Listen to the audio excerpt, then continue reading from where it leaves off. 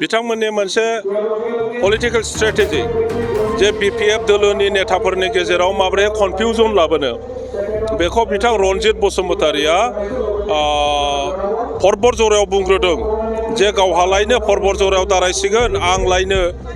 आंनि समस्तियाव UPPL जानानै दारायगोन बेनि उनाव जेब्ला आं काउन्टार खालामबाय जे जि UPPL दोलोआ दिनै BTC जों सृष्टि खालामनाय BTC खौ धंस खालामबाय 40टा डिपार्टमेन्ट लाबोनायाव 16टा major department education PWD health agriculture irrigation बायदिसिना डिपार्टमेन्टखौ हरफिनजोब्बाय BTC आ दिनै पावार गैला खालामबाय बे दोलोआव आं मानो थांनो जि BTC आ साख्रि होनो हायोमोन 4 ग्रेड 3 ग्रेड साख्रि होयोमोन बोसोरफ्रामबो जोङो 1000 2000 मानसिफोरनो जों साख्रि होदोंमोन दिनै 3 बोसोर जाबाय बे UPPL गभर्नमेन्ट जानाय लोगो लोगो सासेबो जोंनि BTC नि गथ'फ्रा साख्रि मोनाखिसै बे दोलोआव मानो थांनो जोङो BTC खौ सालायनो थाखाय 200 निबो बारा रेभिनिउ कालेक्सन खालायोमोन जोङो हाथाय बाजार टेन्डार होनानै बे बिलोफोरखौ टेन्डार होनानै जोंनि एग्रिकालचारनिफ्राय जोङो टेक्स लानानै नियम मथे टेक्स लानानै फरेस्ट रेभिनिउफोरखौ गासिबो जमा खालामजोबनानै दिनै बिथांमोनहा रेभिनिउ कालेक्सन खालामनो हाला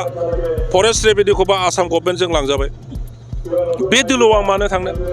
जाय दोलोआ दिनै BTC खौ थेर बेथेर खालामबाय 6 शिड्युल होननाय गैला दिनैहाय मोनसे कम्पेक्ट एरियामोन बड'लेण्ड सृष्टि खालामनो मोनसे कनसेप्टजों जोङो बाउन्डारिखौ थिक खालामना लादोंमोन नोंथांमोना खेल दंना गैया BTC हा मोनसे कंक्रिट पलिटिकेल बाउन्डारि दंना गैया दिनै बे 6 शिड्युलखौ दिनै मा खालामखो बिथांमोनहा फुरा माने जेबो गैयै खालामबाय माने सेटेलाइट खालामबावबाय सेटेलाइट खालामबाय माखासे गामि सोदेरनानै बे राभा हासं बायदि मिसिं काउन्सिलफोर बायदि टिवा काउन्सिलफोर बायदि खालामबाय दिनै 6 शिड्युलनि बाहाय माबायानो गैला थामोनथायानो गैला बे UPPL आव आं मानो थांनो जोङो BTC दाग्रा BTC खौ ग्रोम ग्रोम जों सालायदोंमोन बेखायनो UPPL आ जेरैबायदि धंस खालामबाय BTC खौ जों दा BPF हिसाबै गोख्रोङै गसंफिननानै फैगौ MP इलेक्सनखौ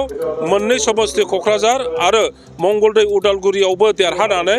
जोङो फैगौ BTC माबाजायाव इलेक्सनाव जेरैखि जाया जोङो सरकार दाफिनगोन